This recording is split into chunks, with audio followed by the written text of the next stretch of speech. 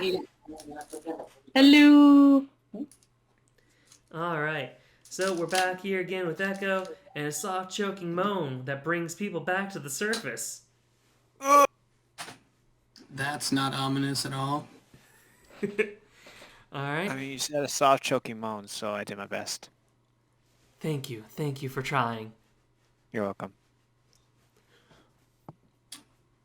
A soft choking moan brings me back to the surface. I'm still hot and sweaty, but the blazing sun isn't shining on my face anymore. I wiggle my fingers and shift my arms a bit, feeling them glide over fabric. At least I'm not paralyzed anymore. Another moan, followed by a coughing sound, forces me to open my eyes, realizing it's not part of a dream. I stare up at the ceiling, a textured beige ceiling. I'm back in the room where I'd slept. How long ago? A day? A few days? It doesn't matter because everything comes back to me at once. I feel like a lead weight has been dropped onto my chest, knocking the wind out of me. Fuck, is this not over? Now I'm starting to become convinced that this is never going to end. We're stuck in a loop, just like in my dreams. Another moan, slightly weaker, makes me sit up and look around the room. I'm alone as far as I can tell. Where are the others? Am I actually alone? I can't stop a soft whimper coming from my mouth at the thought of being separated from the others. I was barely keeping it together with Carl, but without him. A loud cough through the wall makes me jump again. I quickly slide off the bed and immediately cringe as my weight comes on to rest on my swollen ankle. I sag against the bed for a moment, squinting my eyes shut as I wonder why my ankle is only getting stiffer. Maybe the fall Carl had taken made it even worse. The thought that those moans could be coming from Carl spurs me to straighten up and carefully hop towards the door. I have to stifle a short yelp with every bounce, and by the time I reach the door frame, I have to lean against it to catch my breath. My hands shake as I rub my eyes, the pain making me wonder if I'll ever be able to walk without a limp again. Another groan from the room next to me forces me to move again. In the hallway now, I'm able to make out the sounds a bit better and realize it has a feminine quality to it. Jenna? My voice comes out in a crackly squeak, and I grunt to clear my throat. Jenna? I try again and wait, but I get no response in return. I force myself to step into the hallway, clinging to the wall for support. When I look down at the hall, to the door next to mine, I find something familiar. A damaged wooden door, the middle bulging and splintered out, as if something had hit it from the other side. Memories of a bad smell, a dark concrete room, and a noose. I hold tighter to the door frame, feeling my knees tremble, both from the pain and the fear. I look behind me, hoping to see Carl, maybe even Raven. A shuffling sound followed by another cough and gurgle draws my eyes back to the door. If it's Jenna, I have to act now. I steady myself against the wall as I hop slowly to the door, eyes watering with the pain now. Reaching out with a shaking hand, I start to slowly push at the door. I'm hoping that I might be able to crack it open just a little bit and not draw the attention of whatever is inside. The door only shifts a little, though, and seems to catch on the ground underneath it. It lets out a rough, scratching sound that makes my fur raise up. Gritting my teeth, I forgo the stealthy approach and give it a hard shove. This time, I open it halfway, and I'm able to see into the room. Just like last time, there's no light coming from within the room itself. Instead, I have to rely on the dim yellow light coming from the hallway. It casts a widening band of light into the concrete room as the door opens. The smell hits me like a wave, and I immediately gag, doubling over and pressing a hand to my nose before pulling up the neck of my shirt over my nose. Sure, I smell like BO from the 2 days of running in fear, but it's better than the sweet smell of rotting meat that's enveloping me.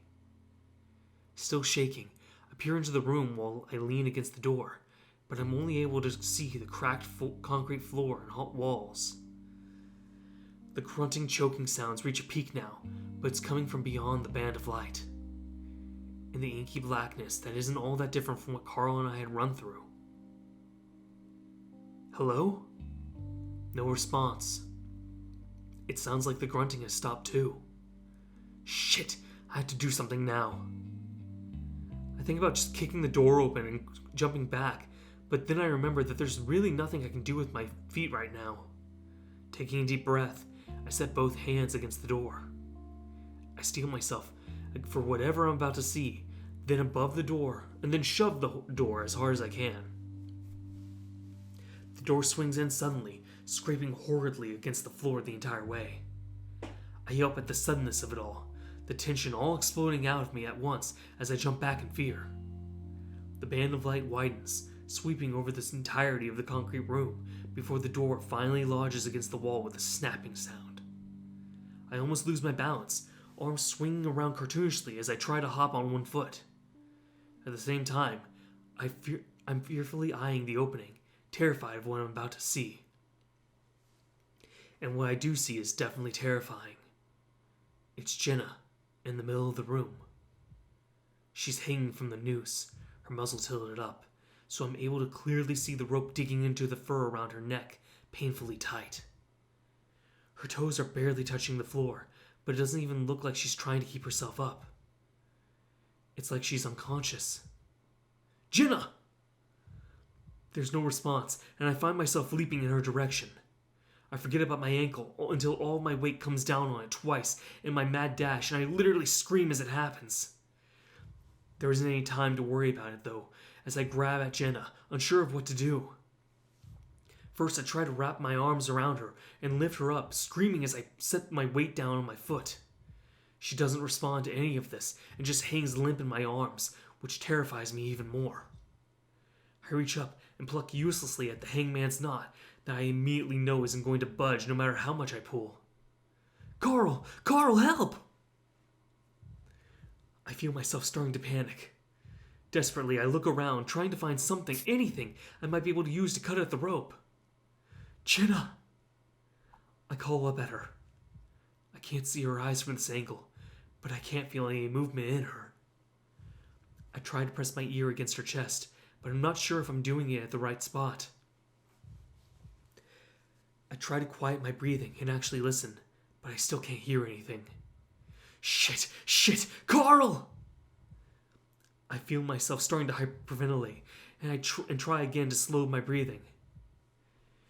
If I pass out right now, I'm going to be less help than I already am. The world is starting to take on a surreal tint, and I think I'm actually dreaming. I think about running to the kitchen, but I don't want to let her go, especially since I feel like she's on the edge of dying right now. I reach up again and start trying to worm my fingers underneath the rope, but it's useless. It's way too tight. My eyes start to water as I realize I'm not helping her at all right now, aside from maybe taking a little pressure off her neck. But it might be too late anyway. Help! I'm suddenly hyper aware of the screaming pain in my ankle, and I feel it giving out. So are my arms, burning with the strain of trying to hold up Jenna. I press my face against her chest, feeling myself starting to give up on everything. Then suddenly something clicks in my mind. I'm not sure why or how, but I remember the knife, the one that we carried through the halls. Was it still out there? It's really my only option right now. With a great deal of regret, I let go of Jenna, leaving her to dangle and struggle again, though it's much weaker now. With a sense of urgency like I've never known, I tear out into the hallway, trying to take a hard right as I sprint down the hall. I'm not sure where I am. I can't remember the setup of this place. I take the first left, and just like that, I see the knife laying on the floor, in front of the door we disappeared through. Gasping in relief, I almost faceplant as I bend over to snatch it up, then turn on my heels and run back. When I take the turn again, I see Carl standing in the door, peering in at Jenna. Carl!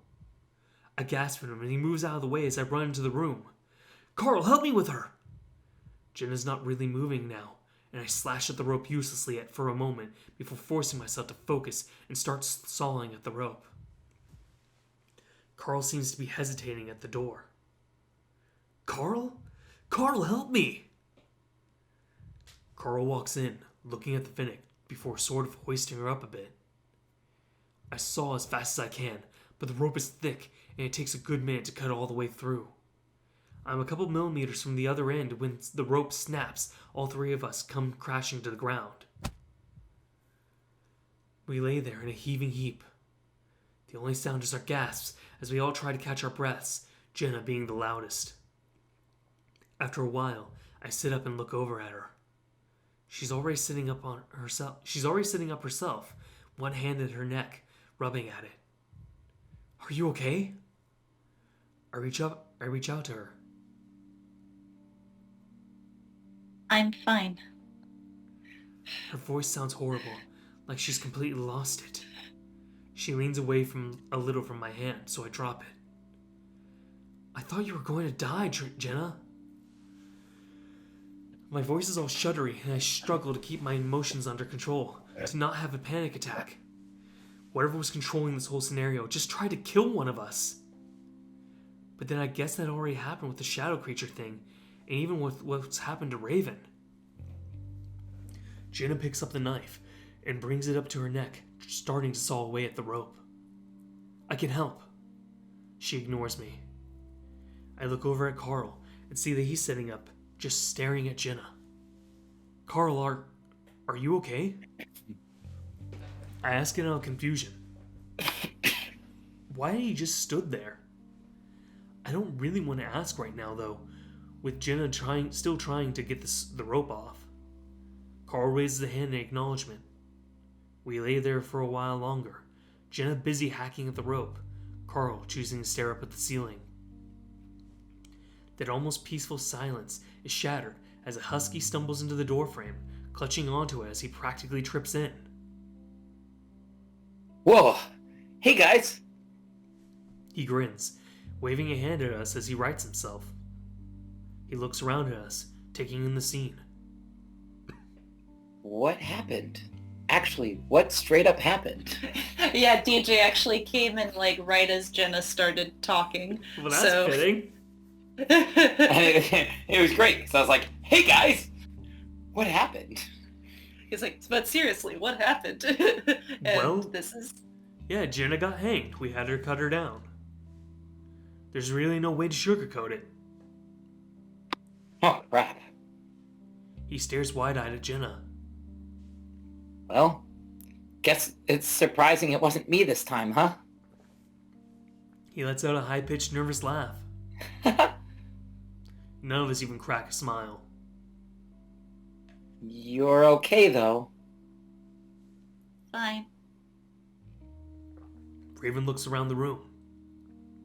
Well, looks like we're still here. Carl lets out a sigh. And that's how it's going to stay if we just sit here. I frown. Hey, we just went through something really fucked up. We should be able to sit down for a sec. It's been a second, hasn't it? Well, He waves his hand at Jenna.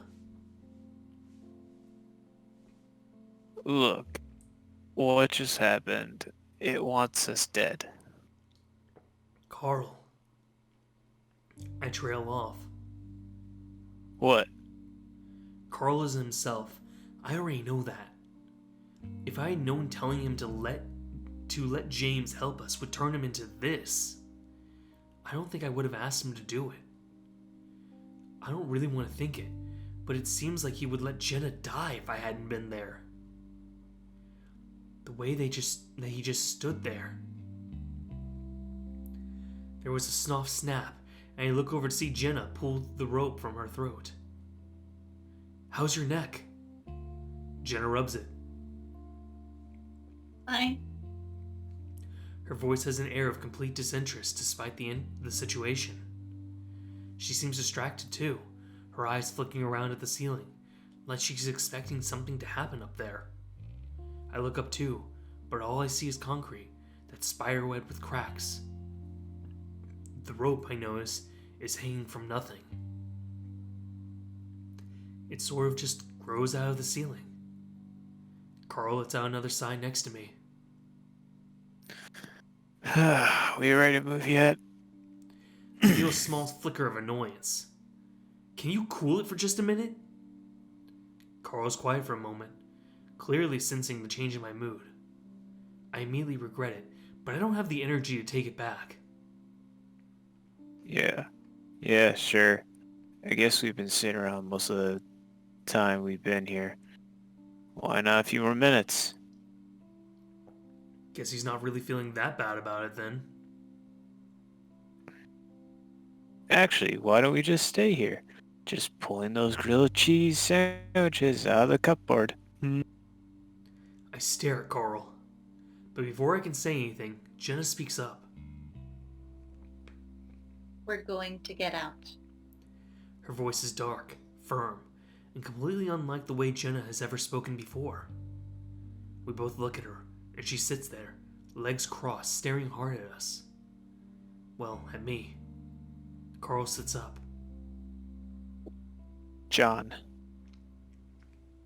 Now she does look at Carl, and it's out of instinct, her eyes darting to him before looking back at me. I recognize it as that almost unstoppable urge to look the way you hear your name being called. Yeah, we suspected, and Jenna had been acting weird, but to think that she was that consumed by him. Well, Carl is too, so it's not all that shocking. I haven't asked her directly about it yet, so I guess now's the time. Hey, Jenna, are you feeling okay? I'm feeling fine. It's just that you haven't seemed like yourself for a while now. What do you mean? I look over at Carl as he shifts himself around the floor to look directly at Jenna. His face is hard, dark. He doesn't say anything though. I clear my throat. Me and Carl were talking earlier about a presence he was feeling, like he felt James talking to him. Sounds like he's going crazy. Carl snorts loudly, but doesn't say anything. Well, it's made him act kinda differently. I glance at Carl, but he still keeps quiet. Jenna keeps that stern look on her face, frowning at me. What are you trying to say? Well, do you know a guy named John Begay? Not really. You keep mentioning him, but no one's told me who he is, aside from the fact that he was hanged. I remember the picture I'd taken of John back in Carl's crawl space. My hand feels my phone through my pocket as I almost reach in to pull it out before remembering that it's dead. He was in some of the pictures with James Hendricks, the founder of the town. Jenna stares at me blankly. James was Carl's ancestor, right? We think that John was your ancestor too. He was a fox and has the same last name. So? So wasn't your family an echo since the beginning? Yes. So it seems like you're probably related to him, right? Jenna stares hard at me, then at Carl. Sorry, I don't want to interrupt real quick, but out of curiosity, what is Jenna's last name? Begay. She is Jenna Begay. Okay, thank you. Our family doesn't have records like yours, Carl. Carl gives Jenna a deadpan look. I butt in. See, Jenna doesn't talk like that. You wouldn't say something like that. Jenna doesn't say anything, keeping her glare at Carl. What I'm saying is that John is in your head, kind of like James is in Carl's. I don't think so. I sighed loudly. Something's different with you. It's obvious. We can all see it. Raven suddenly cuts in.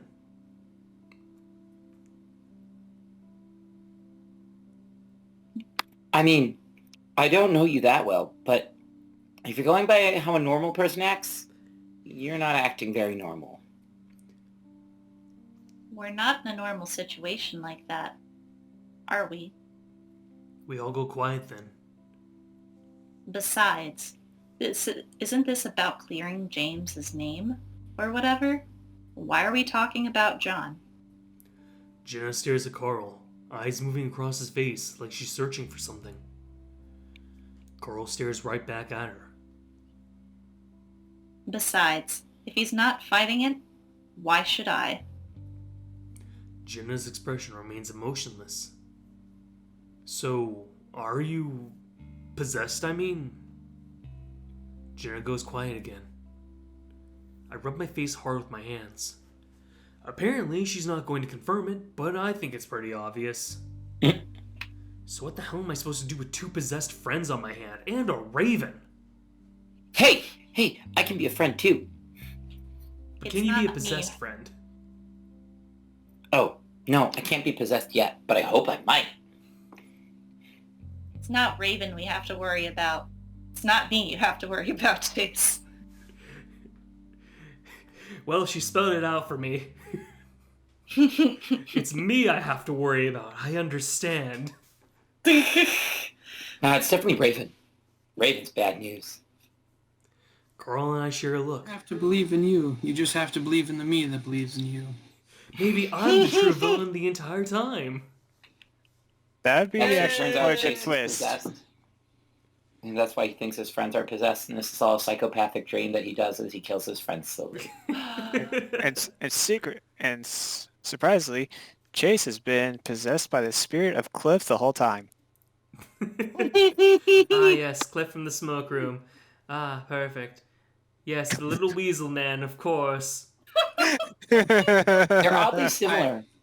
I can't say anything, never mind. I know you can't. Harry knows more about the plot now, so...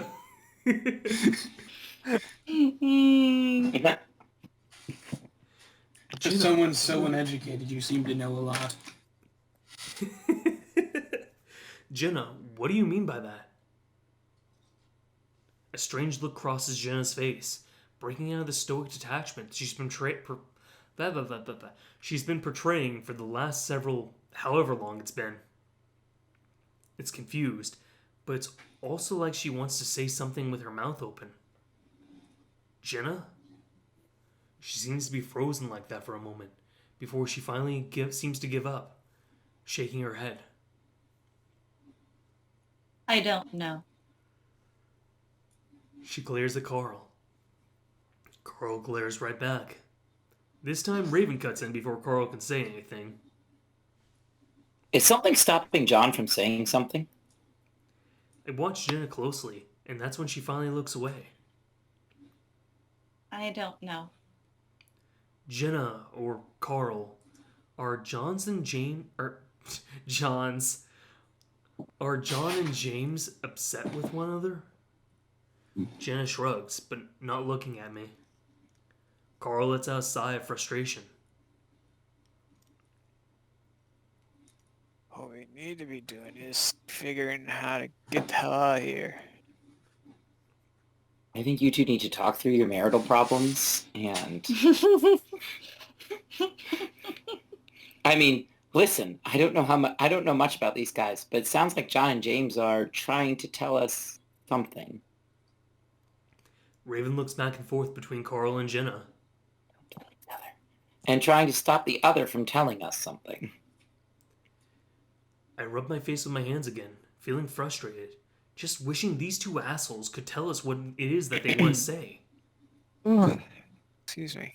So they're trying to tell us something about the past, but they both don't want us to know what the other knows? Maybe that's what we're supposed to figure out. So it's not as simple as just clearing James's name. John has something to say too, and he sure as hell wants us to hear it. Carl, or James, do you have something to say? Carl says nothing. I close my eyes. Fine, so we're stuck in the middle of a possessed ghost fight, and neither of you are going to talk about it? Why are we even on Maury Povich anyway? I really don't have anything else to go off of, maybe. I try to think back and think aloud, talking toward Raven since the other 2 don't seem interested in helping.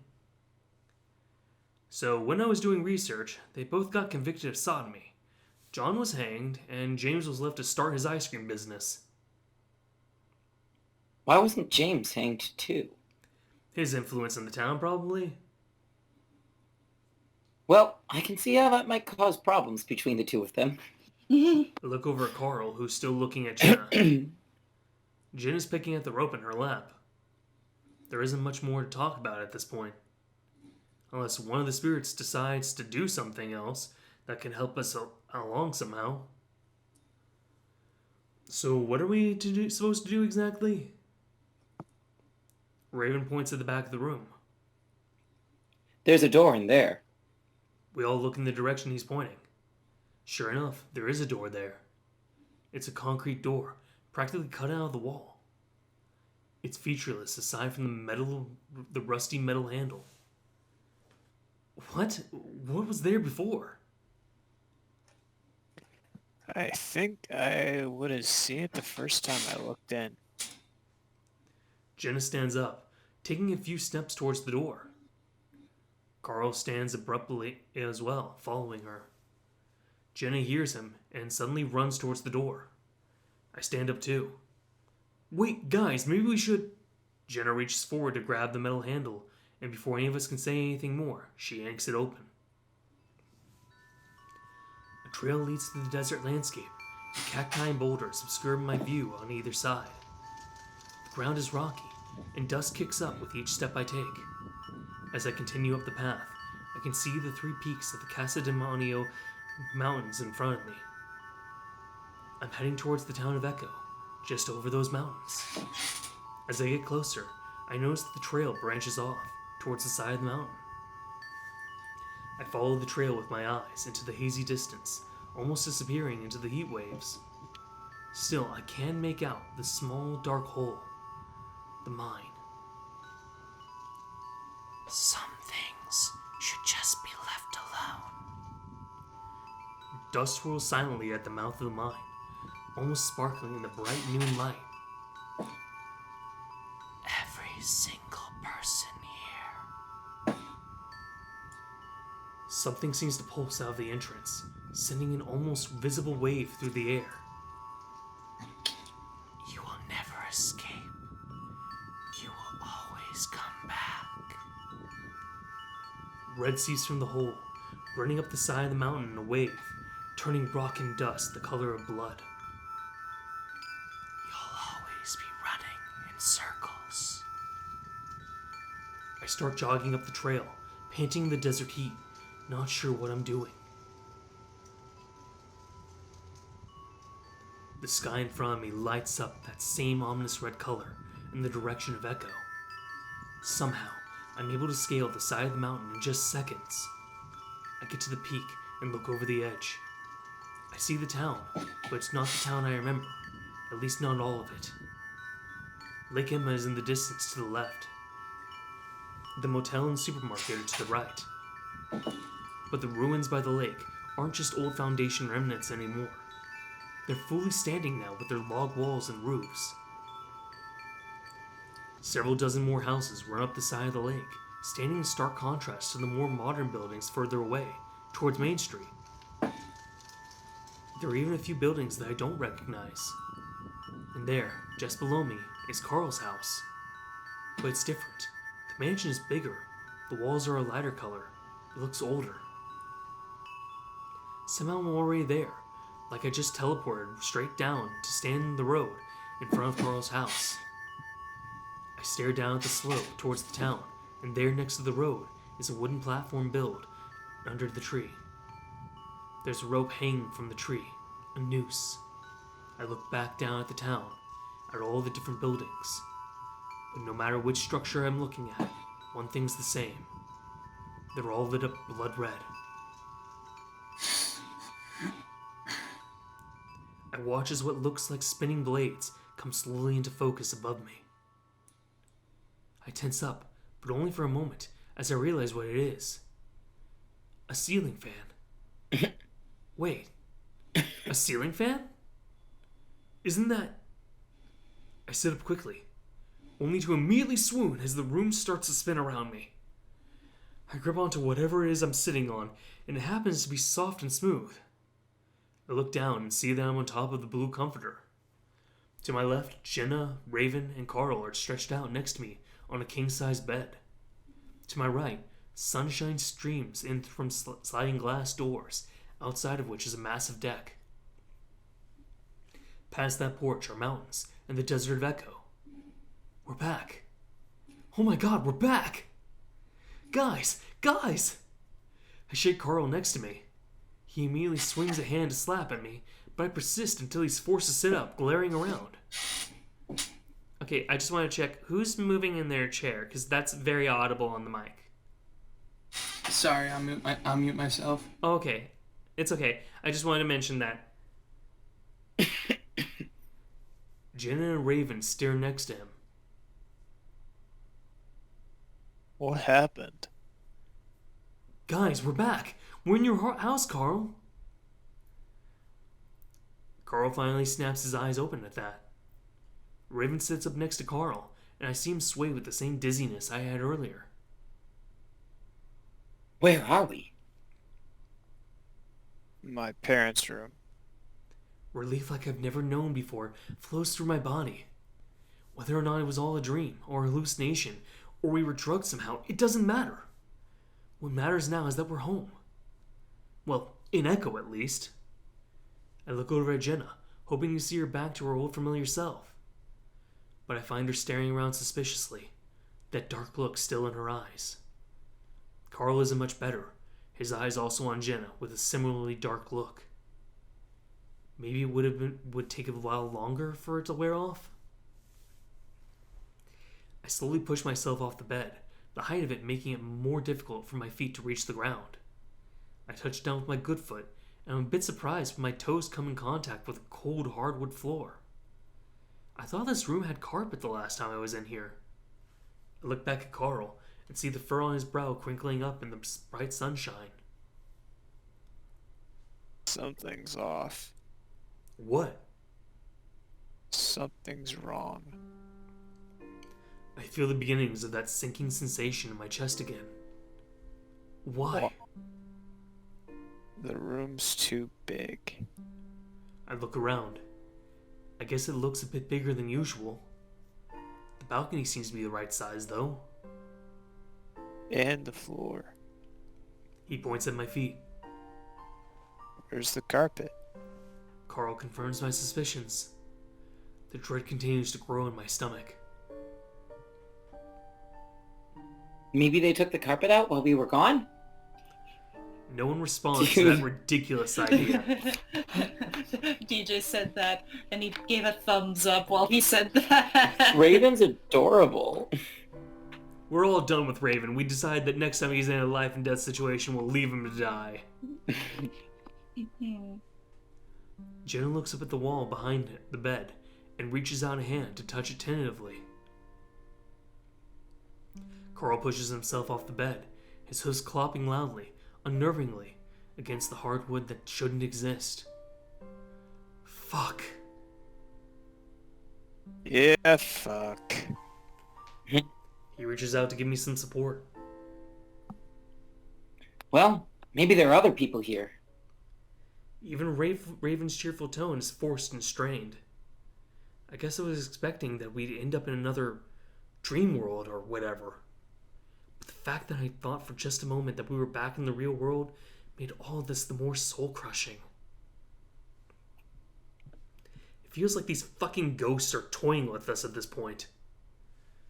I take a deep breath, willing myself not to lose it. Not yet, at least. Let's move to the deck. I get a better grip onto Carl's side as he starts to move towards the glass doors, his hoofs clopping while I hop along. He stares out, slowly reaching up with a hand to tug at the handle. To my surprise, it opens. I guess I thought it would be the same as the last place we were in, that we'd be locked in or something. I follow Carl as he steps out onto the balcony, taking slow, careful steps as if afraid that the deck may give out. The air is hot and heavy, almost humid. That isn't normal at all in Echo. Sure, it would get really hot, but it is a desert. Humidity is near non-existent. We reach the railing and stare out at the town below the foothills that Carl's mansion sits on. I take in a soft breath. Just like in the dream I had, the ruins of Echo aren't ruins anymore. Dozens of old-fashioned wooden buildings dot the edge of the lake. A little ways away, I see the familiar buildings of the motel and supermarket, along with the small neighborhood of my childhood. And along Main Street, I see a few buildings that I don't recognize. Not quite as old-fashioned as the buildings along the lake, but still pretty old-looking. Carl lets out what could be a grunt next to me. What do you think? That's when something clicks. I move close to his side, putting my shoulder against his. Listen, I saw this in a dream, and I think they were trying to tell me something. What dream? A dream I had before I woke up. I have them almost every time we pass out. Why are you the only one having these dreams? I jump as Jenna speaks right behind me. I turn around, finding her eyeing me suspiciously. I don't know. None of you had dreams? I did. Raven pops his head from around the glass doors, still with the bizarrely resilient grin on his face. But it wasn't about that black shadow creature thing chasing me through the kitchen, so I guess it's not really useful. What did you see in your dream, Chase? Well, this. I waved my hand out of the alternate reality town. But then the mine too. Like red stuff spread out of it over the town. Then I saw a noose. I instinctively look over the edge of the balcony, down toward where I remember seeing the tree. Carl looks too. What is it? Well, I saw a tree with a noose on it. Carl looks slowly back up at me.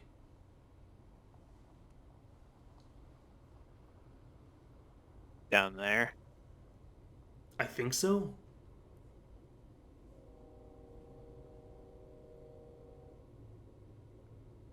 Was anyone in that noose? No, it was empty. It seems like Carl should have had something to add to that, but he doesn't say anything more. I take a deep breath, trying to put what I feel into words. That dream, the way it zeroed in on the tree. It felt meaningful.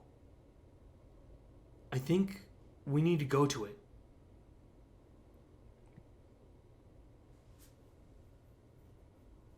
Why is that? So we can kill Jenna.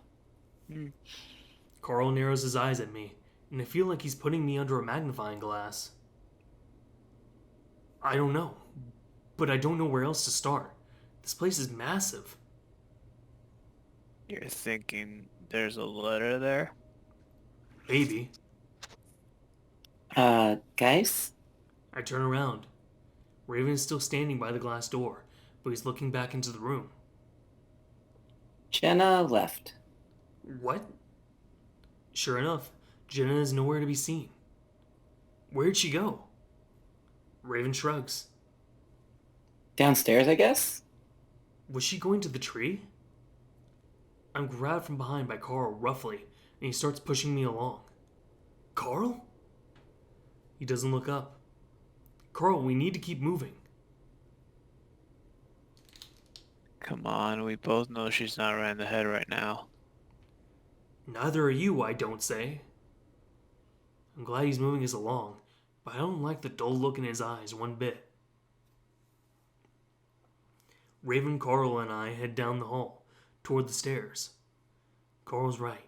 It's like a dream of Carl's house. Carl mentions that there are a few extra doors, all of which lead into bare hardwood floor rooms.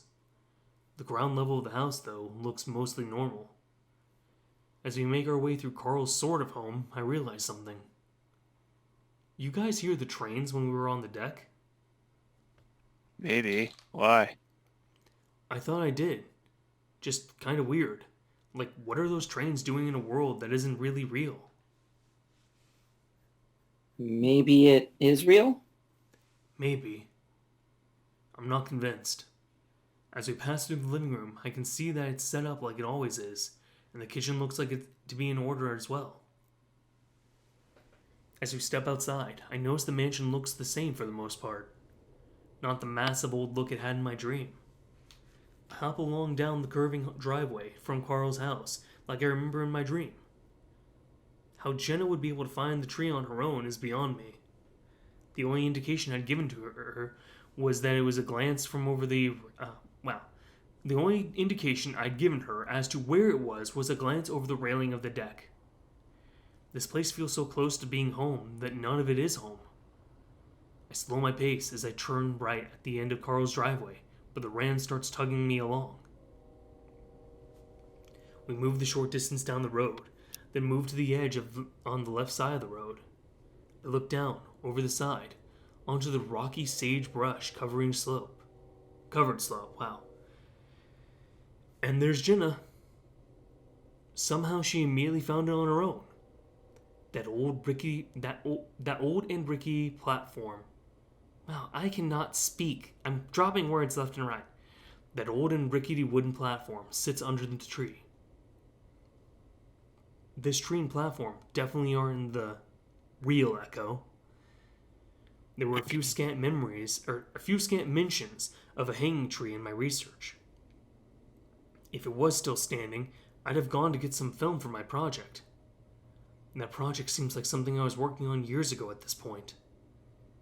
I carefully start to climb down the slope, clinging to Carl. I'm about to call out to Jenna when I stop cold. As we move to the side, the thick trunk of the tree shifted into my field of view and revealed the noose. Unlike my dream, the noose isn't empty. Hanging from the noose is a body. From where I'm standing, I can't see exactly what it is. Its back is to us, and all I can make out is a head, hands and feet, and some old-fashioned clothes, overalls, and a cotton shirt of some kind. The clothes look worn and old, like they've been sitting out in the elements for years.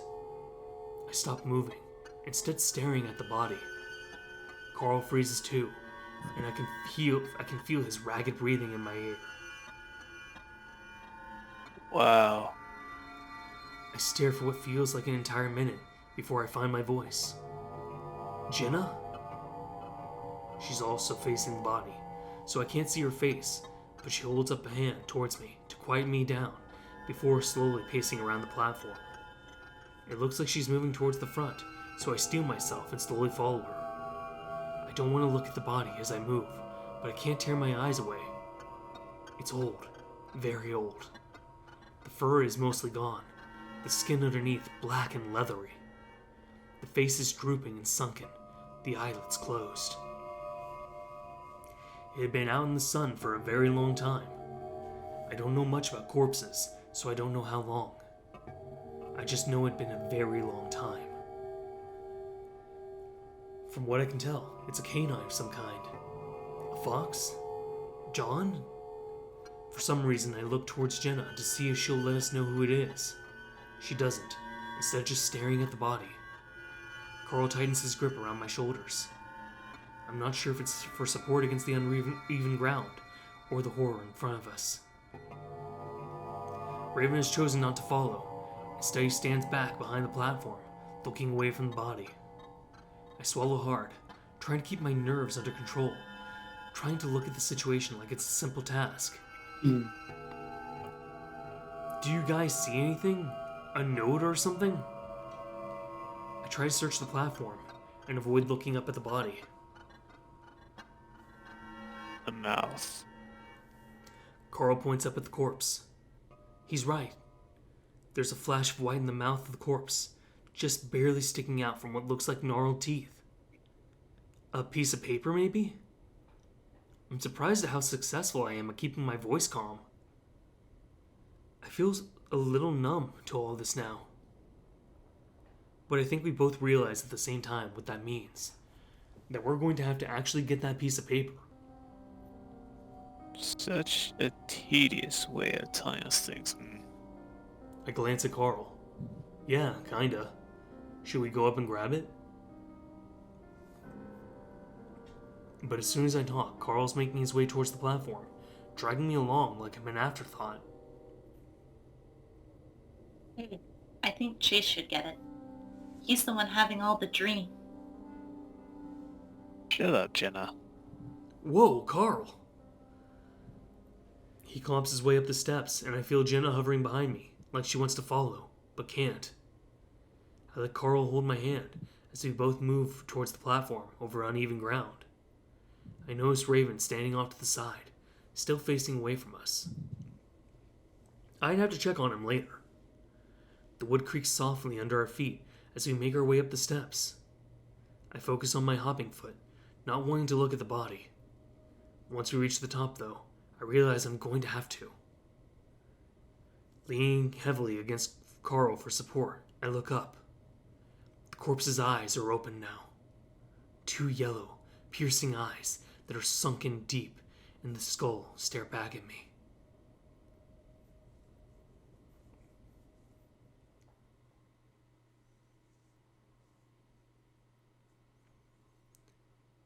You are disgusting. Oh, wait, no, I know what this is. Never mind. Let me just check who's who. Okay, so this first one is actually you, Hannah, and the second one is Matt. That's what I thought. You are disgusting. I'm disgusting. You're boring, despicable, horrible. For telling truths. Is this me as well? Yes, it's gonna alternate. Okay. For telling your own truth? You don't know my story. My truth. Your truth is a delusion. You cruel, filthy son of a bitch. What do you want from me? I want justice. You and your people don't know the meaning of the word. Just let it rest. Let me rest. And you leave me restless, murderer. You may not have killed me physically, but you murdered my life, you fucking... The otter hears us. So, if he hears us, then it wants him to. Why does it? You think I know? Why does it create these places? Let us do small things, then take it away? It's a game! My life, my reputation is a game to it. Ha! A game. Go on. Why don't you tell him your truth? The otter works with you. I wouldn't help him, even if I could. But you can't, can you? You are but smoke. Good thing too. You and your fucking lies. I will tell him this. Otter, you are stuck here because you cannot see the truth, and until you do, How will he know the truth if you only lie? you are disgusting. I'm 9 or 10, and I'm sitting under a tree in the forest. I like the feeling you get when you finish crying. The stuffed up nose and throbbing in my head, along with the feeling of having just run 10 miles. Like I just finished something really hard, and now it's over. And then, a creak in the branches above me. I look up and see the fox, hanging from a rope. His dead eyes are on me.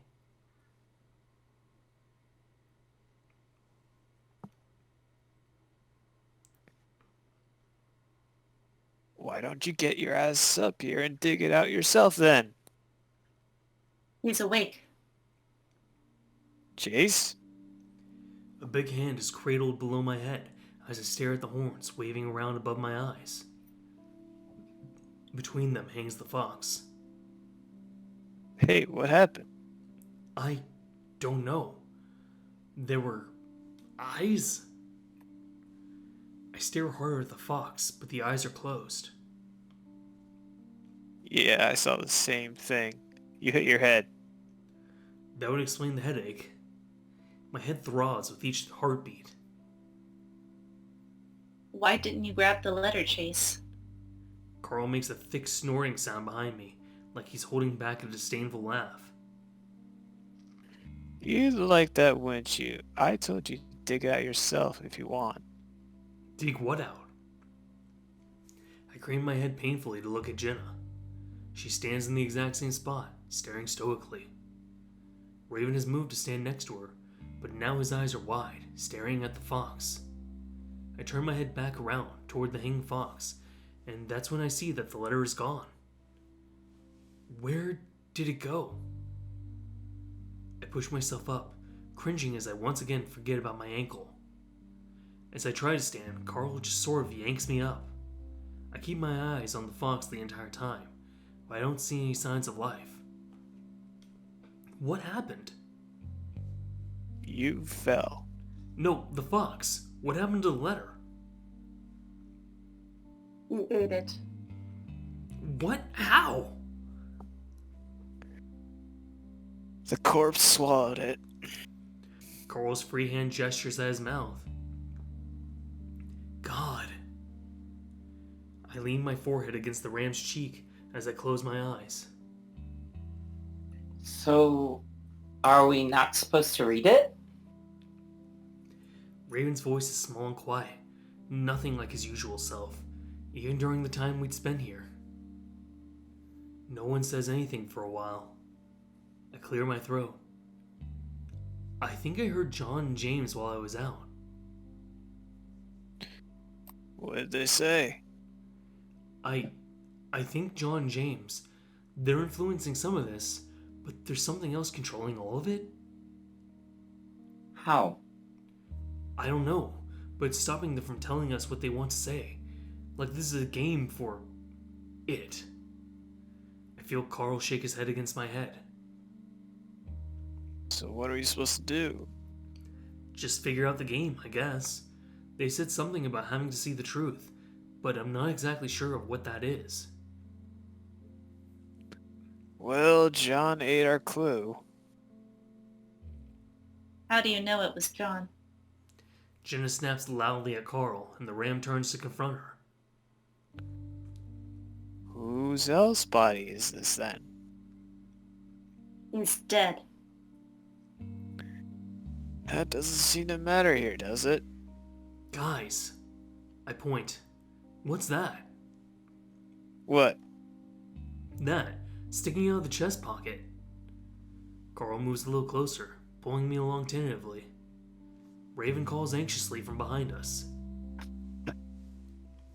What are you guys doing? Again with that weird dismissive grunt. I keep my eyes focused on the pocket, not wanting to look into those eyes if they open again. Carl reaches out and simply plucks the note from the pocket. Okay, let's go. Carl quickly guides me down the stairs. Jenna eyes what's in Carl's hand suspiciously. What's that? One of the letters, obviously. Where did you get that? The fox ate it earlier. I saw it sticking out of the pocket. I guess there was another one? Jenna goes quiet and her expression darkens. I'm about to ask her what's wrong, but Carl's already unfolding the paper, swinging the hand holding it to try and make it unfold. I help him out with my own free hand and hold the letter between us. I notice that the bottom of the paper has a rough tear, like someone has torn it in half. Jenna and Raven move in closer opposite us. It doesn't look like a letter. In fact, it looks like a newspaper clipping. Well, a photocopied one anyway. Carl, I think this came from your mom's collection of artifacts. I remember some pages were ripped out of the scrapbooks. Really? Yeah, I thought it was you taking them. Nope. I wonder how long ago this nightmare actually started. It seems like it had been setting itself up for days before we fell into this place. Well, guess I'll give it a read. Hopefully this is the one. I start with the big bold title. Echo researcher uncovers town's serial killer past. Most know Trisha Hendricks as the CEO of Hen's Ice Cream, but Echo locals will know her to be an avid history buff as well. I just love how it connects to all of us, how it shows that everything has happened for a reason. But even she didn't realize what her research would uncover. According to Hendricks, the town's father, James, had an affair with another man, and both had been hiding a dark secret. You never know what you'll find out, but to think that James had a homosexual relationship and with an alleged serial killer, well, it's really something. According to Hendricks' research, James may have been in a romantic relationship with a native fox by the name of John Begay. Town records indicate that Begay was accused of committing multiple child murders. Hendricks says the crimes were sexual in nature. I reach the bottom of the page where a rough tear begins. Clearly, there's more to the article, but... Jenna. I look up in time to see a flash of steel before Carl jumps back, pulling me along with him. I'm like a rag doll being yanked back before being thrown to the side. I go stumbling away with several yelps, each one in sync with the step I take on my swollen ankle. I finally go down as gently as I can, on my hands and knees as the pain almost blinds me. The sound of quick footsteps in gravel, along with a loud laugh, has me raising my head back up to see what's going on. Through the tears, I see Carl dancing around, dodging back and forth as Jenna swipes at him with a knife. The laughing is coming from Carl as he leaps out of the way with a nimbleness I've never seen from him. Whoops, almost had me there. Carl easily ducks around another slash from the fox. Jenna, on the other hand, isn't saying anything. Instead, her eyes are locked on Carl, teeth grit with what looks like foam gathering at the corners of her mouth.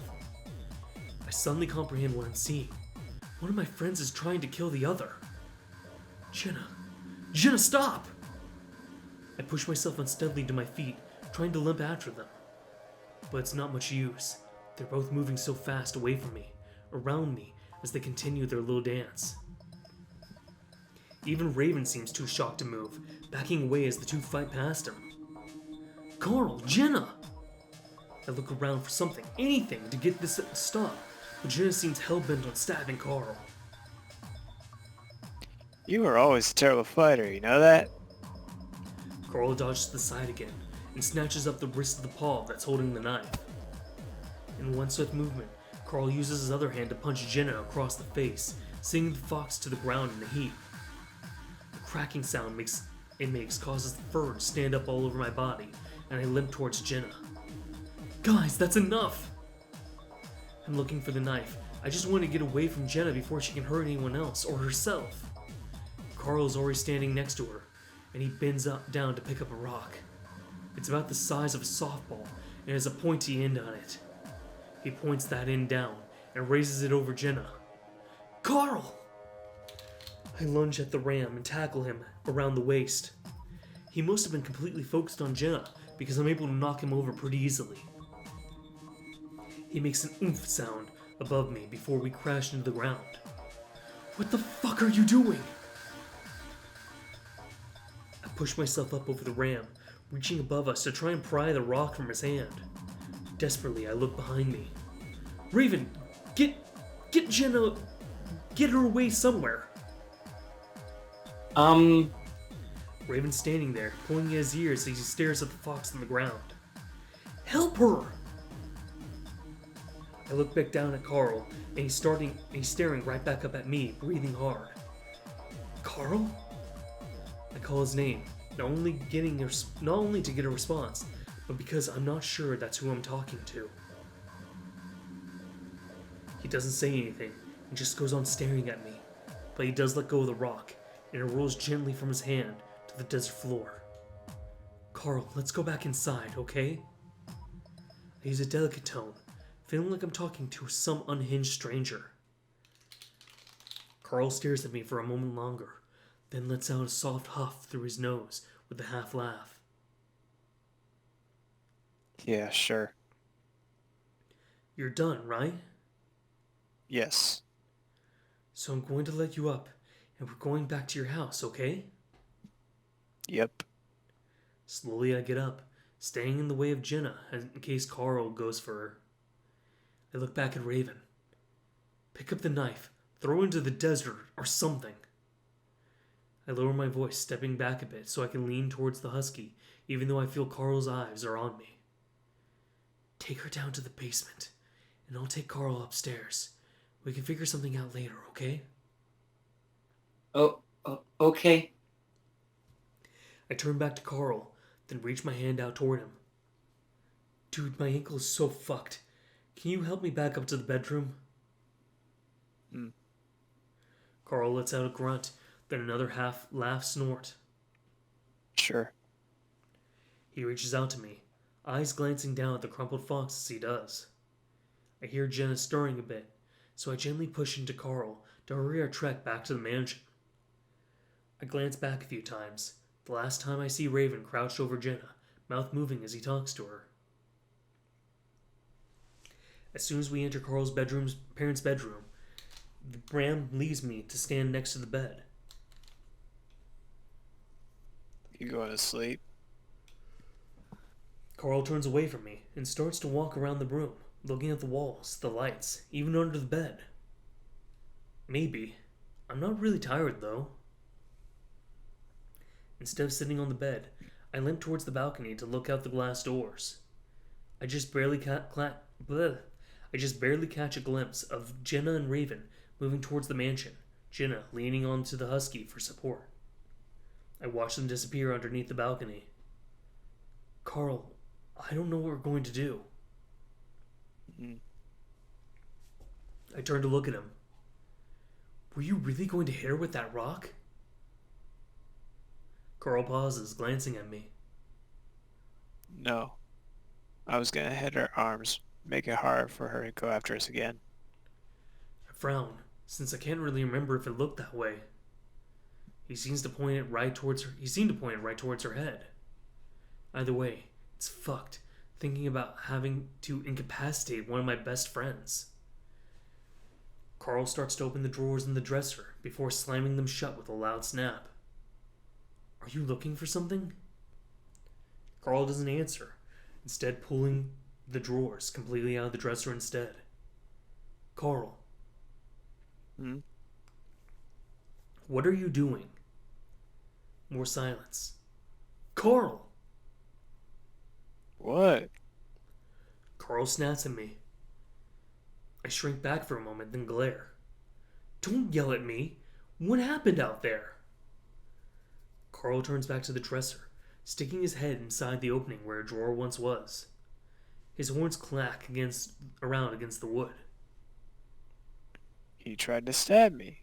What else is there to know? I sigh, looking down at my ankle. I'm startled at how swollen it is now, unrecognizable. I wonder if a sprain can really be bad enough that it needs to be amputated. I try not to think about it and move to the bed, sitting down gingerly. Carl makes his way over to the bedside table next to me. I'm talking about the way you were acting, how you were laughing and stuff. Carl shrugs his shoulders, made vague by the way he seems to be wrestling the table out from its corner, looking behind it. The whole thing's ridiculous, isn't it? Gotta lighten the mood with humor sometimes. While she's trying to stab you? Another shock at remembering the attempted murder, though it's duller. Carl yanks the drawer from the table violently. What are you doing? Looking for bullshit notes. That's why we're here, isn't it? I reach out and grab Carl's arm, in which he freezes and finally looks at me. I swallow, trying to think of how to phrase this. Carl, are you anymore? Of course I'm me. The ram pulls his arm away from my grasp. I shake my head. We know Jenna isn't. I guess in a weird, fucked up way she was gonna snap eventually, but... Carl keeps rummaging around, and I wonder if he's listening at all. And I could sort of tell you weren't either. But now I'm just having trouble seeing you at all anymore. Carl finally sets the drawer down, looking around the room. He wipes his hands off on his shorts, then slowly moves closer, just before sitting down next to me on the bed. I'm still me. We're just all under a lot of pressure right now. You know, dude? I guess. It's strange. It's like he's someone who's trying to pretend to be Carl. That idea puts me on edge. I look away before thinking back on the attack. That newspaper clipping. It makes sense why that would set John off, right? Carl snorts. I'm not surprised. I told you earlier they want us to see the truth before we leave. But wasn't that the truth? Carl doesn't say anything. I shake my head. Unless it's not. I don't know. Carl remains silent. Guess it was stupid to think James would help me. At this point, I'm equally suspicious of the two of them. I lay back on the bed, rubbing my eyes. I thought that letting James help us would lead us to the way out of here, but now, it feels like I've just lost a friend. Carl's hand suddenly comes to rest on my shoulder. You just upset that we didn't get to go all the way earlier. Huh? I furrow my brow. That's the furthest thing from my mind right now. But the ram turns to me on the bed, a coy smile on his face. What are you talking about?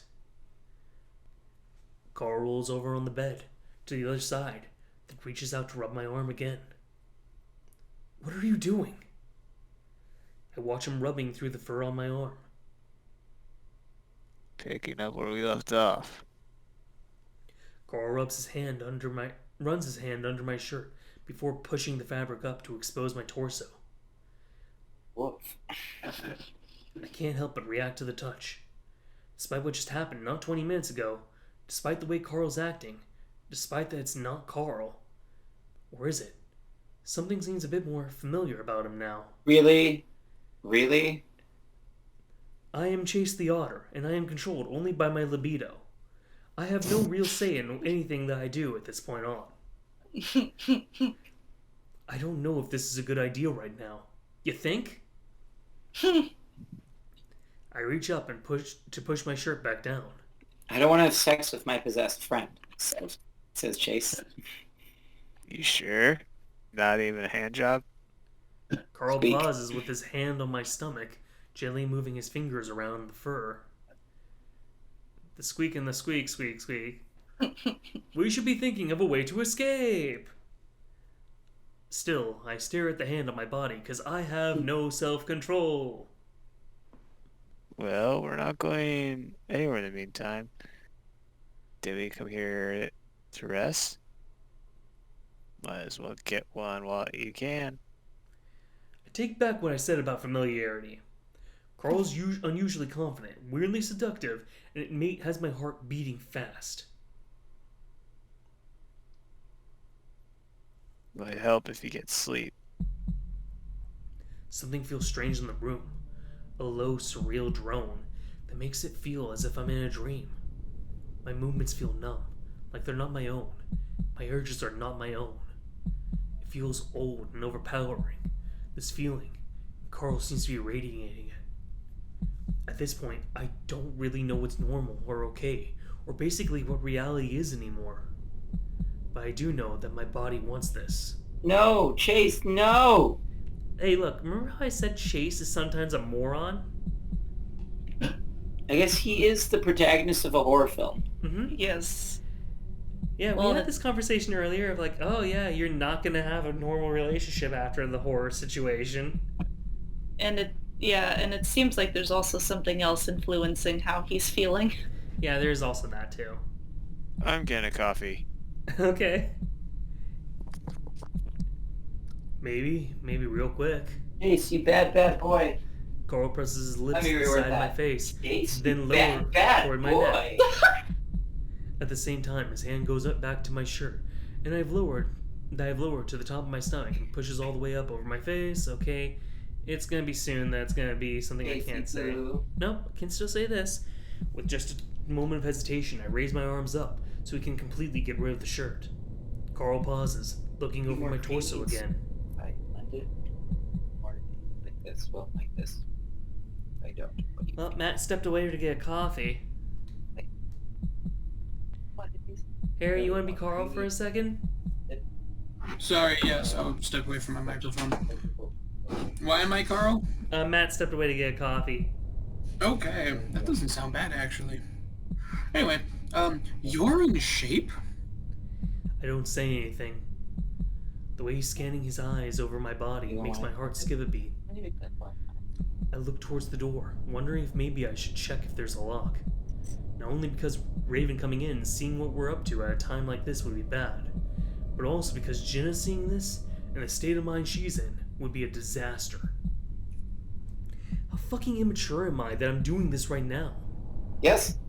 Carl, I don't know if this is a good idea right now. What if Raven were...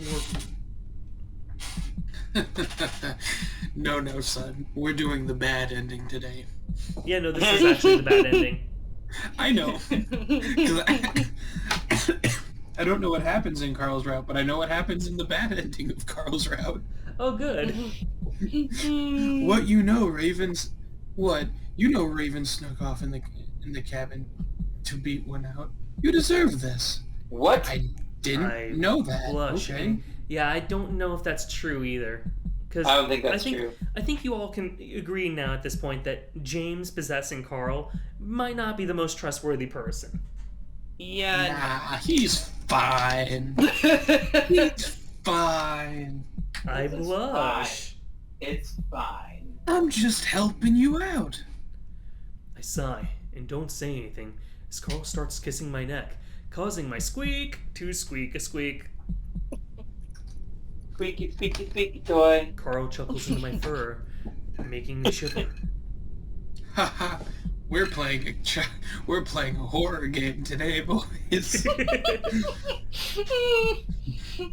Squeak, squeak, squeak. Let me show you how sexual assault All right. starts. Yeah, this is Whoa. good. We're gonna leave I mean, that you're not out. wrong, but woof. Alright, yeah, hadn't bathed, blah blah blah. No. No. No. No. No. Squeak, No. squeak, No. No. squeak, Nope. squeak. Mm-mm. A little sensitive, No. are we? Oh, you I don't want to doubt do he that? is. I He's don't been want to around read Leo. that right now, Chase. I was like, wait, I I don't want to. What?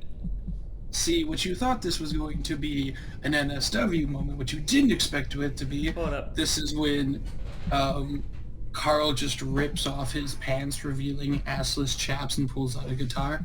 A song. I knew Carl was the guitar-playing douchebag of the game. I mean, honestly, if it would have been anybody. Actually, if anyone in the entire group was gonna be the guitar-playing douchebag, it would either Leo. be Chase or Leo. Yeah, I think I agree with Leo. But I guess I could kind of also This see is when we Chase. find out TJ's the bad Oh, guy this wait. entire time. Something might be happening. Nope, not that. Read my ear wincing. What was that? Nope, never mind. Mm-mm. We're gonna leave that be. Okay, I think... How do we explain what just happened? They Woo! went to Vanilla, and suddenly, Squeak, Chase is starting to realize that the He bread. literally bit off Chase's ear. No, it wasn't bitten off. He just nibbled on it. You see, what happened was Oh, here we go. Okay. what? Finally, we're That done was- with the scene. That was creepy. But yeah, no, Chase thought this was gonna be vanilla, but then Carl said, "No, I like leather." Chase was like, "What do you mean you like leather?" And he's like, "I really, really like leather." Oh And I'm my not gosh. I don't necessarily care if you like leather, you're going to like it. Oh my. Back. Welcome back. We skipped over a sex scene without you. You're welcome. I will reiterate what happened. And this is going to be vanilla, right? And then Carl went, nah, I'm into leather today. Like, really, really into leather. You know, I'm gonna have to think of at some point a version of this that we can keep in the video that's safe for TJ. Safe for TJ. Hey guys, I really like vanilla ice cream too. That's really great. No, I like leather flavored vanilla. I like leather. TJ goes, leather? Hey, I had a leather... No, TJ would never have a leather jacket. What would TJ have that'd be leather? I got a leather bookmark once. I like to think that TJ has a leather jacket that he's too embarrassed to wear. Or no, TJ would specifically be the guy who wears a leather jacket thinking it makes him look cool. Oh, I'm done. It make. By the way, done. actually, I want to share this. In the original, the original write-up of Echo, TJ was actually meant to be the cool kid in the group. Huh. Yeah, there's Flynn didn't exist in the original write-up. Jenna was a boy named Jake, and TJ was the cool kid, and Carl was a coyote. So, fun fact about me. I have a leather biker jacket that I wear that I bought in high school because I thought I looked cool. I have a leather jacket that belonged to my grandfather, and now I own it. That's awesome. Cool. I never wear it because I don't look good in leather. Dude, I love leather jackets. They feel so good. I think they're cool looking. I have polyester suspenders because I'm a nerd. You have what? Do you seriously have polyester suspenders, Alan? No, I just made up something. I want polyester suspenders. Damn it, Alan. You're welcome for that awful mental image thing. Anyway, polyester suspenders. Oh boy. That sounds either amazing or awful, and I can't make up my mind which. Carl said no. Here, I can give you the worst idea, or the worst thing that we can't even include in the video, and that would be polyester. Oh God, no. Polyester. That sounds like an What? awful plan. That sounds unattractive in every way. It's the Adidas jogger pants except the backsmith. Oh my The Adidas stocks suddenly skyrocket in Russia. Figure out why. All right, Oh man. we're This back. video brought to you by Adidas. Or not, Adidas. Yeah. never mind. We make Not leather. The polyester. Poly. We make. You didn't know about it? We keep it quiet. But for those that know, they know. All right, we are back. Whoa. There was a lot of stuff that went down, and we are back now, and we're not saying anything else that can get this video completely removed from ViewTube. It's not Alpha Chat, it's Alpha Chase in this situation. All right. I lay on my side, idly wondering if I should go back downstairs since Carl seems to be asleep, but...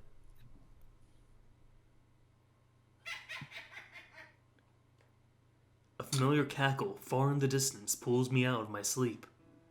I open my eyes to a dark room, seeing the faint outline of the doorway. Is it nighttime? Does time move in this place? I sit up in the bed, looking around. It's dark, but I can see the outlines of the dresser and the bedside table, along with the emptied bed I'm in.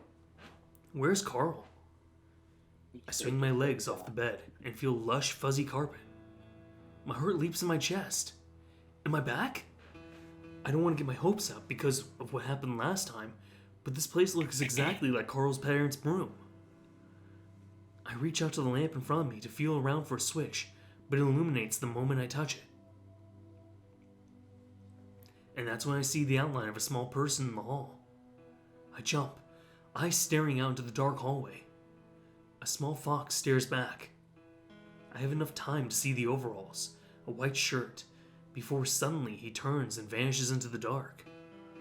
I hear the patter of his footsteps down the hall, then down the stairs before it fades into silence. I'm backed up against the headboard, heart hammering in my chest, staring at the dark rectangle.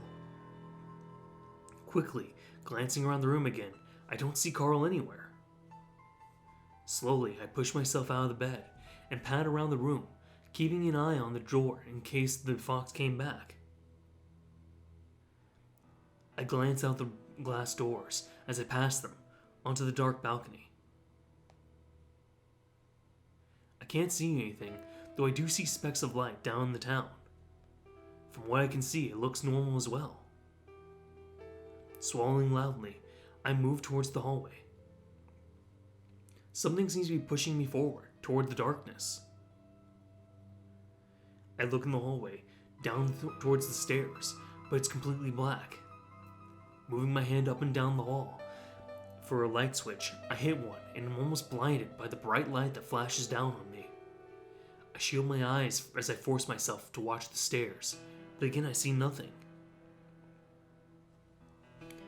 Swallowing again, I force myself forward, toward the stairs, and finally down the stairs. I try not to blink, eyes wide, watching for the little fox. I don't have my hopes up that this is real anymore. After seeing the fox boy, I know I'm still not in reality, at least not all the way. Well, maybe I am back, but those things from the other side have crossed over a bit, and that's what I saw. I'm in the kitchen when I see a set of horns in the darkness, moving towards the stairs before they disappear. Carl? I hurry towards the stairs, feeling again along the walls for a light switch. I hear clopping at the bottom, along with a voice, small childlike voices. Stumbling down the stairs, I call out again. Carl? Jenna? Raven? I start to wonder if I left the other three somehow. Am I alone here? Did we get separated? Soon I'm running through the basement hall towards the sound of the voices. I'm at the door to the crawl space, and without hesitation, I unlatch the door and throw it open. To find that same small fox. I see now he's just a boy, maybe 8 or 9 years old, in old-fashioned clothes. He stares at me, stoic and unmoving. I stare back in silence. Then I see something. 2 towering horns materialize above the boy, and I see Carl's face. And then arms close around the fox's throat, and the boy opens his mouth to scream. I jolt awake on Carl's parents' bed. I'm back. It's bright again, and I look around to see the hardwood floor, the bunched-up pillowcase on the bedside table. But Carl's not there, and they're still screaming. Help! Stop! The sound is distant, coming from downstairs. My body is filled with adrenaline, both from the dream and from that screaming that I suddenly realize is very real. I jump off the bed and immediately go down to my knees as my ankle screams in agony. I have no choice though, and I force myself to my feet, half hopping, half limping my way to and through the hallway. It's easier now that I've got walls and rails I can half support myself on. My heart thuds in my chest. I'm still bleary and confused from being asleep just 30 seconds ago. What I do know is I had to help Raven, and probably Jenna too. I don't have time to dwell on the realization that I made a stupid mistake going to sleep, not keeping an eye on Carl. You think? No! No! No! Stumbling through the kitchen, I hear the screams coming from down the flight of stairs to the basement before being suddenly cut off. I feel my heart sink as I limp and jump the stairs, practically falling down the stairs to the basement below. I squint down the hall, unable to see clearly in the darkness. What I do get is a vague sense of movement in the dark, to the left. I move blindly in that direction, not sure what I'm going to find, or what I'm going to do. Carl? I feel along the wall, then I feel nothing as I find a doorway. Reaching out for a light switch, I flip it on, and I see that I'm in the weight room. And there's blood on the floor. I stare around in horror at the 3 big splotches, and I stare at them. I think I even see them spreading. I go down to my knees, not even feeling my ankle at this point. I stare hard at the floor, looking around, but not seeing anyone. Jenna? Raven? I call out their names in a hushed whisper. Footsteps. I'm I'm hit harder than I've ever been in my life. The cold concrete of the ground meets my face, and my limbs go out from underneath me. The feeling of rough, dirty ground against my face makes me crinkle my nose. I try to reach up and brush at it, but my hands don't come up. My shoulders ache horribly, and so do my knees. Not to mention my ankle, though that almost feels numb at this point.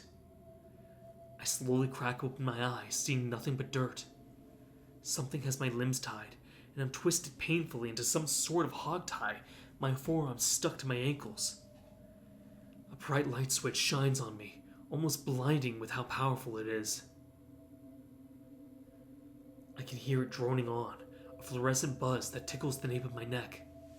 I hear some faint clopping sounds along with the shifting of heavy boxes. I try to keep quiet as I look around, unsure of where I am or who it is that's near me. While it's hard to see through the bright white light, I can make out stacks of boxes around me. Plastic bins, I think, like what Carl has in his crawl space. Is that where I am? I'm not sure because behind the bins are large wooden beams set against packed earth. It reminds me of little mines I saw pictures of during my research. The ceiling is way too high to be the crawl space as well. All the while, I can hear little giggles, whispers, and shushing sounds. There are patters of little feet underneath the louder clops. Slowly, I remember what happened earlier. The splatters of blood, the footsteps behind me.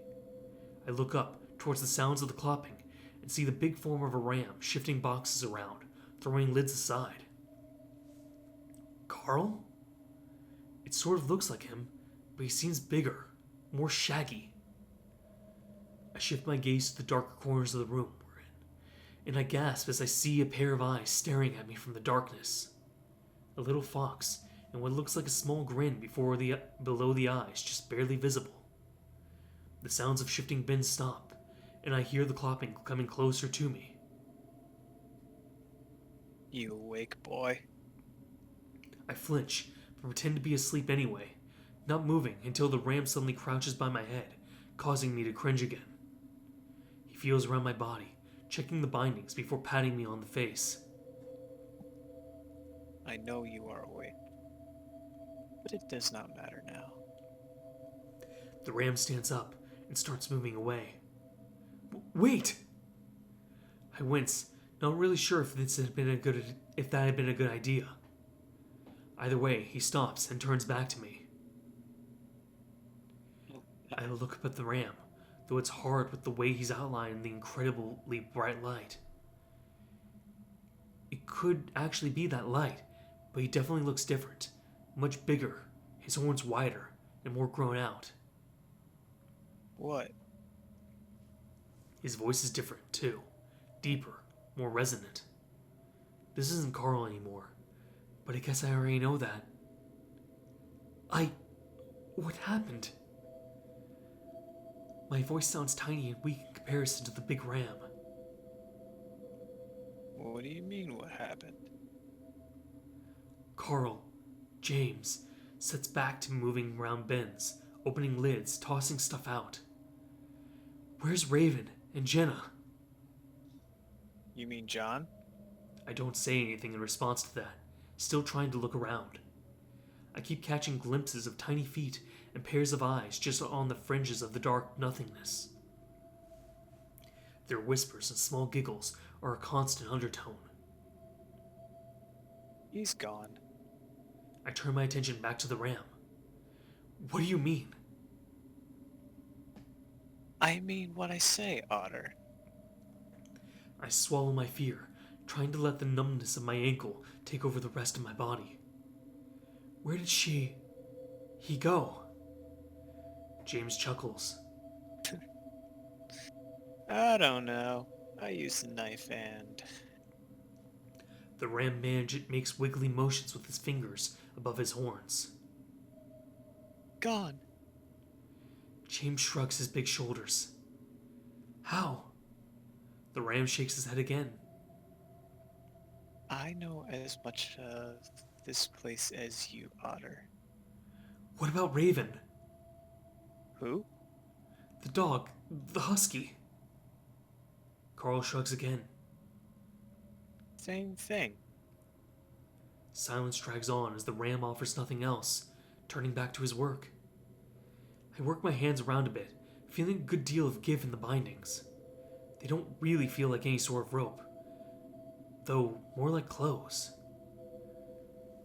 I close my eyes, trying not to let the overpowering fear take over. Carl, are you there? No response.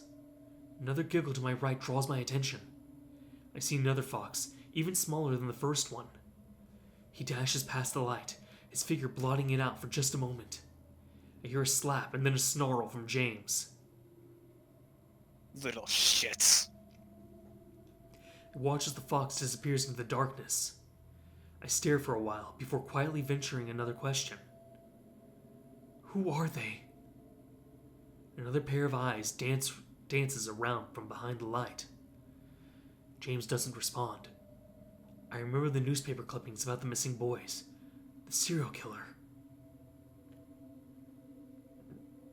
Well, can't find all of them. But this is probably enough. I hear some rustling, then a huge jumble of thuds and clattering sounds as James dumps a bin onto the dirt-covered ground. The ram stomps off, disappearing behind the light. Things go quiet for a moment, aside from the distant clopping of the ram's footsteps. Then the whispering starts up again, and I feel several pairs of eyes on me. First one, then two, then 5 tiny figures appear in front of the light. I can hear more behind me. Who are you? Please. I try to cringe into a tight ball, but the bindings have me terribly exposed. They're dressed in old-fashioned clothes, overalls, denim, and some are shirtless. Maybe it's Masetta. What do you want? I close my eyes, waiting, wondering if maybe they'll kill me. It would probably be for the best. I'm tired of this nightmare. Fingers start poking at my wrists. Hey.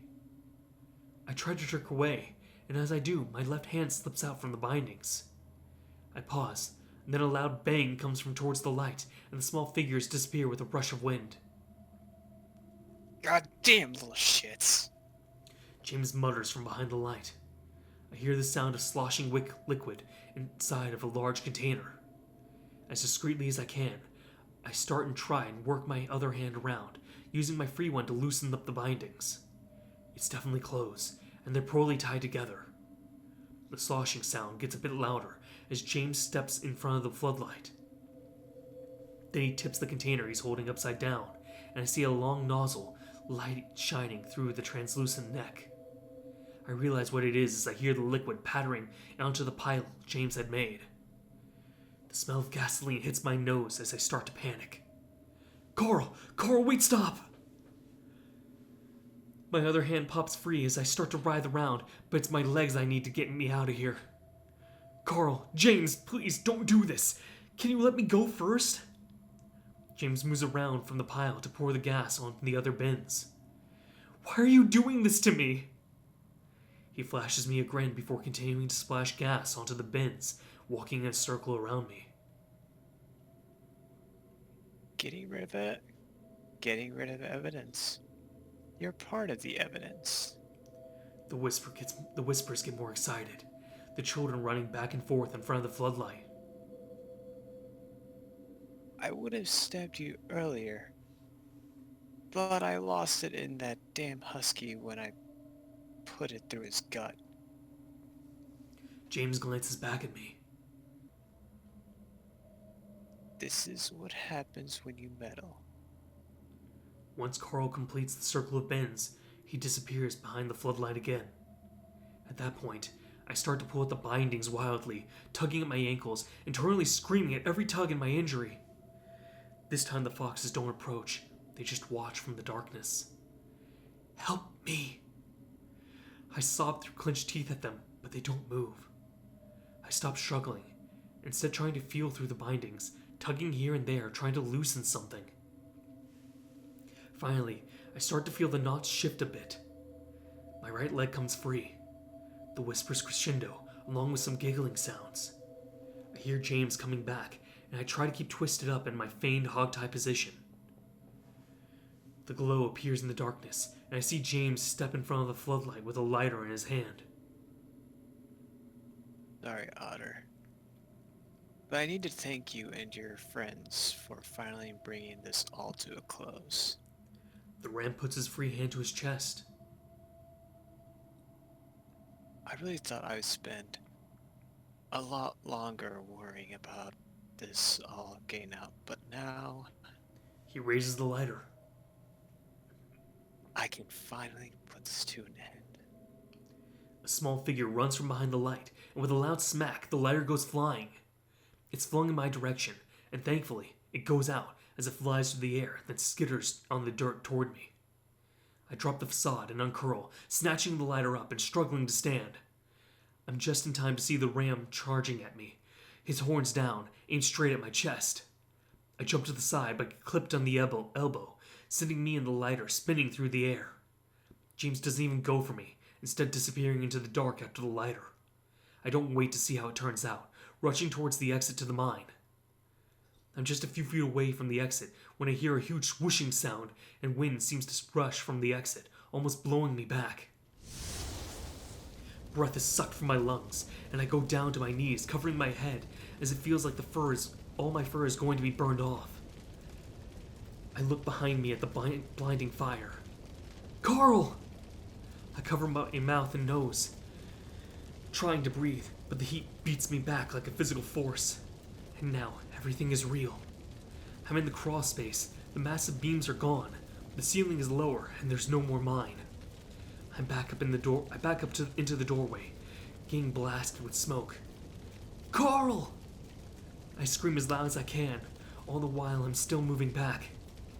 And then I see the familiar horns, and Carl appear from the smoke and flames, singed but alive.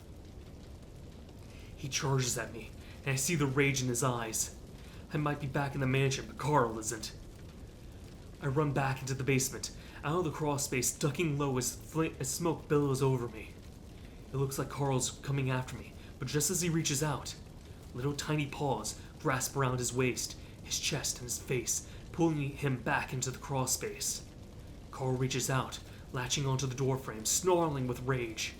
His eyes are wide, spittle flying from his mouth as he fights to pull himself out from the grasp of small foxes. I watch and only hesitate for a moment before I reach out to grasp one of Carl's hands. He may be possessed, he may have tried to kill me, but my friend is still in there somewhere. And there's no way in hell I'm willingly letting him burn to death. I lean back, pulling the ram as hard as I can, getting a face full of smoke as I stand to get some leverage. Carl, or James, grunts and growls as if unsure of what to do. The little hands hold firm though, pulling back into the flaming pit behind the ram. I get weak, my lungs scream in the smoky air, feeling my limbs starting to give out. And then something gives, but it's Carl.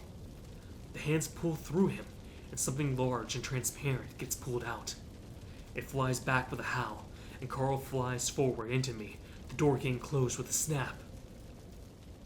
I fall back with a crunch, my already hazy mind almost blacking out as the ram falls on top of me.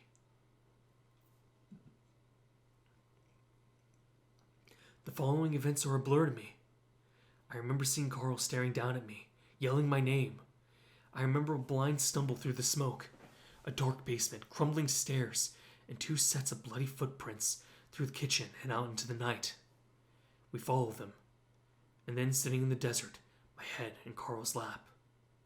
I watch his eyes glitter in the dancing firelight. His eyes are blank and far away. I reach up to touch his face, say thanks somehow. He doesn't look down. His eyes stay empty.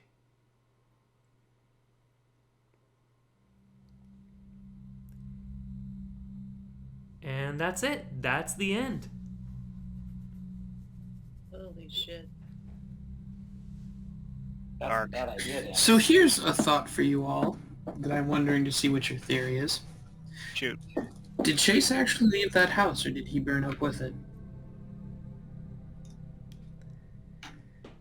My opinion is he actually did leave the house. mainly because there's something in like the good end for Carl's route that kind of points out that what happened there was real. Okay. What about the rest of you? Yeah, I think Chase got escaped, but it wasn't. I don't think it was the result he wanted at the same time. Oh, of course not. He didn't want everyone else to die. yeah, no. Yeah, I think he also escaped, but that is an interesting idea. But yeah, I think because, well, now Carl is like, Oh, that's creepy. now Carl is like, Chase, and is pulling him out because a minute ago he was like, ha, I'm gonna burn you alive. But now the fact that he's actually trying to get him out of the house is like, oh, no, I'm pretty sure. Yeah, I'm pretty sure he ended up making it out. I'm just interested to hear you guys' theory. Yeah, so apparently, James had a lot more to his backstory that Yep. he's Well, not willing to admit. I was picking up on that pretty quickly. I was like, ooh, James, bad boy. Yep. Yeah, he's trying to hide the evidence. When it comes to the fire, the victims of the serial killer literally grab him and go, you're not leaving. They literally drag him off into hell, basically. Yep. Mm-hmm. So, okay, so John was the fox, right? Yes, John is Yes, we don't know Jenna's John's ancestor. story. All right, Yeah. I just make sure it's because there have been a few times where I almost gotten James and John mixed up. I know, the names are very similar. So I think there's going to be a story that happens in the good ending where we learn about John's side of that story and kind of what happened.